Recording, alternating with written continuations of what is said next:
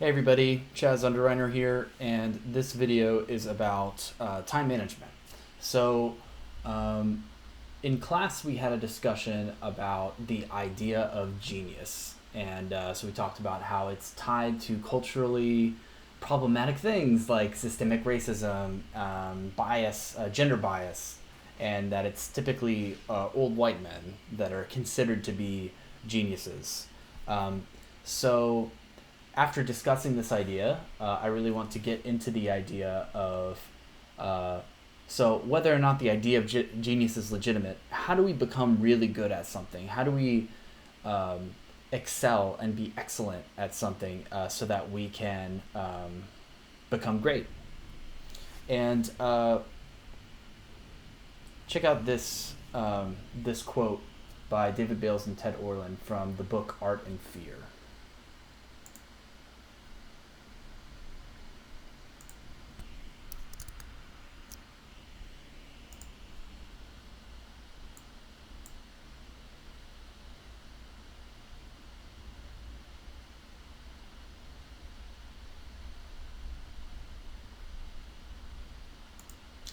Okay, so I think the real idea of this quote is that talent, or how easy it is for you to start doing something, is not actually necessarily meaningful, because because it only matters if it turns into something, right? So hard work is actually more important than talent is, because it means that something could happen. So I like the analogy of falling down a rabbit hole, or falling down a yeah, it is a rabbit hole in Alice in Wonderland, about trying to figure out how smart you are, or how talented you are, or how much you deserve in your accomplishments, and instead to really focus on what you can do.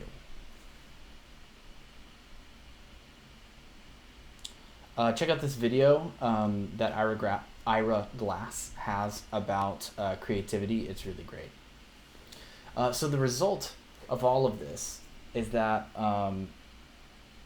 yeah, actually, I'm gonna show that video really quick. It's really good. So, and it's not very long.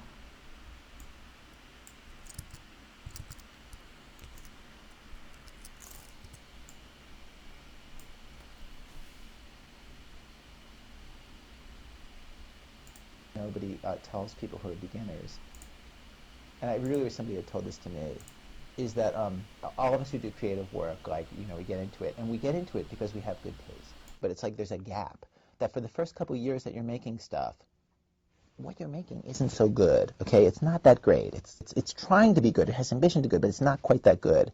But your taste, the thing that got you into the game, your taste is still killer. And your taste is good enough that you can tell that what you're making is kind of a disappointment to you. You know what I mean?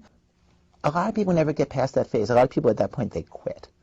And the thing I would just like say to you with all my heart is that most everybody I know who does interesting creative work, they went through a phase of years where they had really good taste, they could tell what they were making wasn't as good as they wanted it to be. They knew it felt short. It didn't have this special thing that we wanted it to have. And the thing I would say to you is everybody goes through that. And for you to go through it, if you're going through it right now, if you're just getting out of that phase, you got to know it's totally normal. And the most important possible thing you could do is do a lot of work. Do a huge volume of work. Put yourself on a deadline so that every week or every month you know you're going to finish one story. Because it's only by actually going through a volume of work that you're actually going to catch up and close that gap. And the work you're making will be as good as your ambitions. In my case, like I took longer to figure out how to do this than anybody I've ever met. It takes a while. It's going to take you a while. It's normal to take a while, and you just have to fight your way through that. Okay?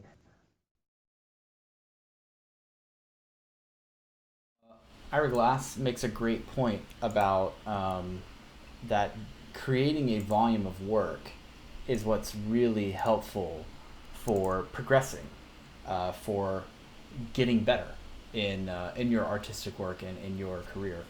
So the result of all of this conversation to get till now is You should be working harder now than you've ever worked before, and you should be organizing your time better than you've ever done before, because that's what's going to help you to do your best work and make your best accomplishments. So this book, it's really more of a lecture by Carol Dweck about the growth mindset, is really pretty great, and it's a good framework for talking about education. And she basically outlines two ways of thinking, two different attitudes. One is a fixed mindset, meaning that everything I am as a person was determined before and can't change. So you can't really grow and change or learn very much. You can just do what you're gifted to do whenever you were born.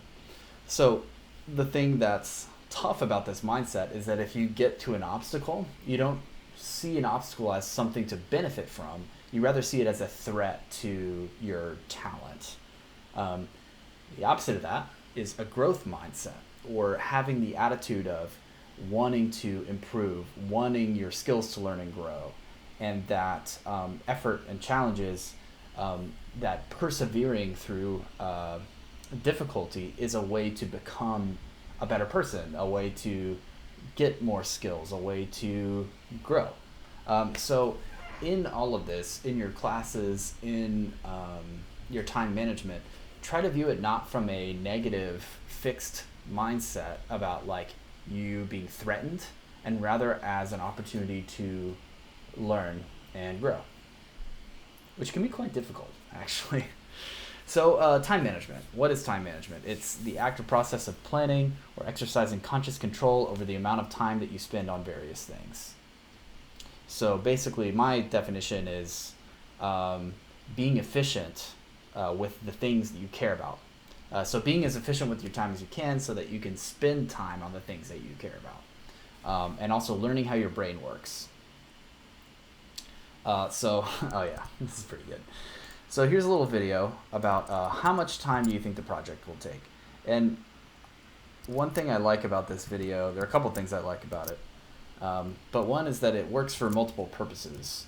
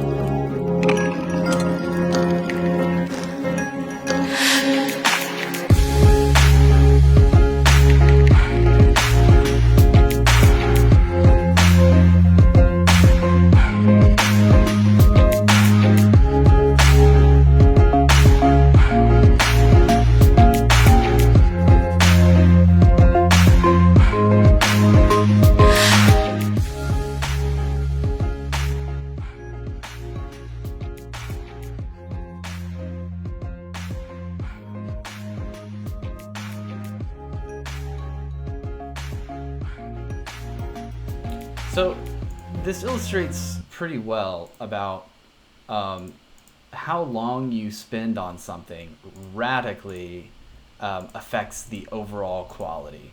So 10 minutes, let me get this over here, 10 minutes, 1 minute, and 10 seconds to draw the same thing.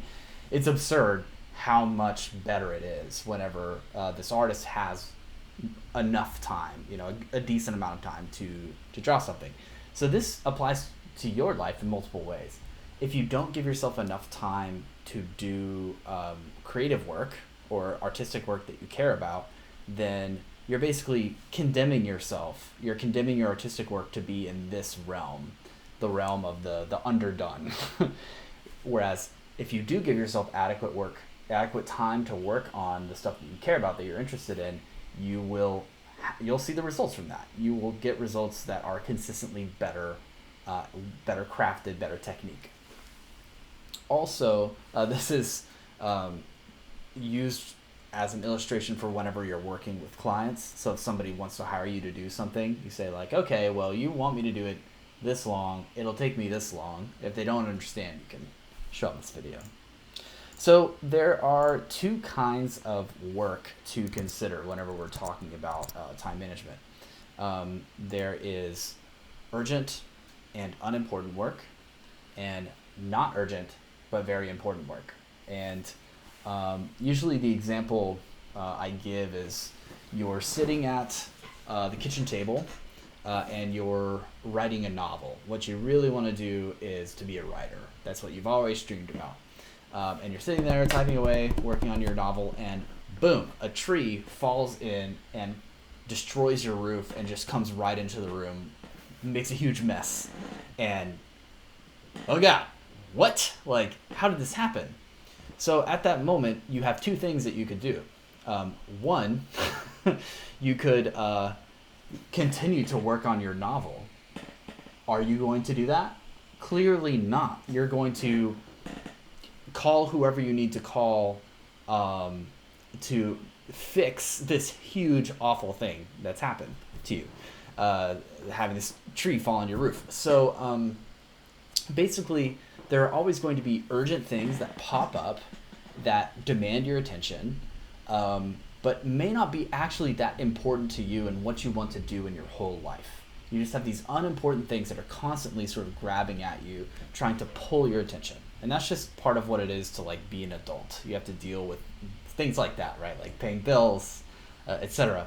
And then on the other hand, you have this not urgent. So there's nobody's ever going to make time for you to do this stuff, but things that may be really important to you. You want to be an animator. You want to make music and be a producer. You want to do whatever, right? These are great things to do with your life. Really great kinds of work. But you have to fight for the time to do those things. Like you have to fight to learn how to do it, and you also have to carve out time to make that happen. So whenever you're doing time management, you're doing it so that this stuff doesn't overtake your life, preventing you from doing this stuff. And so time management, exercising conscious control over the way you spend your time. Some people like to use paper calendars. I did for a couple of years, and now I've switched to Gmail calendars. So as an example, here's a schedule, a work and teaching schedule for me from a couple of years ago. So these were the classes and lessons that I was teaching, stuff that I had to show up to no matter what. And then I had some social events over here. So like this is when I lived in Texas, and I was gonna go to the opera on Saturday night, which was cool. So that's the bare bones, your work, your classes, the stuff that you have to do. Then on top of that, in your weekly calendar, you should think about all the stuff that's important to you that you want to make time for. So like for me, back then is when I was lifting a lot of weights, and so I wanted to make sure I at the very least had 3 times to go to the gym for an hour, sort of bare minimum for me at the time. And then I also wanted to make sure I cut out time to prepare for my teaching, so basically like doing my homework, right? So then I cut out time to specifically do that. And then one really important thing that I wanted was basically a whole day to do creative work where I didn't have to do other stuff. So I could just focus on doing creative work. So the only way I could ever have a whole day to do creative work is by scheduling everything else so that I had time. I could carve out time for that thing that I wanted to do. This is kind of cool. This is a colleague of mine from the University of North Texas who teaches clarinet. And this is a practice calendar that she uses. Let me just pull this up a little bit bigger. This is a practice calendar that she uses. So up here, she has days. And then over here on the left, she has all the different stuff that she wants to work on and practicing for the clarinet. So she has scales, arpeggios, long tones, tuning, and then she has pieces that she's learning on the clarinet. So these are the names of composers. And then every day she practices, she gives little notes to herself, like, okay, yeah, today, this exercise, I got up to this speed and I did it in these keys, etc. So you can see everything's all put out as to how she practiced. Now, this is like getting pretty micro, very organized in how she's spending her time. This would drive me nuts if like every time I had to practice an instrument or compose or something, I like tracked how much I did on a piece of paper. I think I'd go crazy. Like even for exercise, some people do this kind of stuff, or like this day I did this exercise, I did this many reps at this, or like etc. Right? That much is too much for me. But I do want to show you this example so you can see how intense it could be. And for Kim, she finds this really helpful. So some of you may find this helpful. So for you guys right now in school, you're students. Most of you are full-time students, and most of you are full-time students who live at the university. You should be planning to study about 4 to 10 hours a week. Now, I don't know how you feel about those numbers. Those are actually really low. So for a lot of you, you may be like, nah. Some of you may be like, nah, I'll never study that much per week. Like, not unless you've like forced me to. And some of you may be like, oh my God, I always study like way more than that. This is just kind of a baseline. But really, you should plan to spend 4 to 10 hours a week on just your coursework, just to like get through it and get decent grades. And since you're in a digital arts class, that means you're interested in art in some way.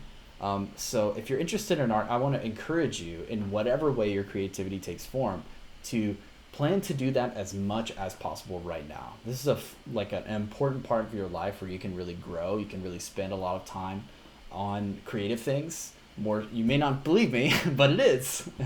And plan to do that work, that creative work, as much as possible. So figure out what's important to you and then make time for that stuff so that you can really get better at it. So there are lots of resources about how to study. Basically, having a schedule is part of learning to study, and also just chipping away at big tasks a little bit at a time. So finding a place where you can study well that has a minimum of distractions, kind of finding your groove, like maybe you need a playlist, maybe you throw your headphones on, maybe you go to the library, maybe you go to a coffee shop, like whatever works for you. There are also lots of online courses about how to study, about how our brains work to retain information. And man, there's just a ton of resources on this stuff. So I encourage you to look at that. And lastly, I want all of you guys to work hard and to push yourselves to do your best classwork, best academic work, and best intellectual work. But we also need to take care of ourselves.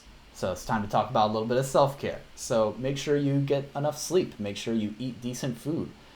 Get some exercise. Spend time with friends. Read a book. Cuddle a cat. Get a hug. Hopefully with somebody who wants to hug you. Don't hug people unless they don't want to hug you. But we need balance also, right? So we can be people that are intentional in scheduling things and also be balanced in taking care of ourselves and caring about other people and our family and friends. Some thunder, I don't know if you heard it. And lastly, I just want to close this with this quote from the experimental filmmaker Maya Deren. And she says that art is based in the notion that if you would really celebrate an idea or principle, you must think, plan, and completely put yourself in the state of devotion and not just do the first thing that comes to your head. And I think she just nails the whole idea about putting yourself in a state of discipline so that you can do your best work.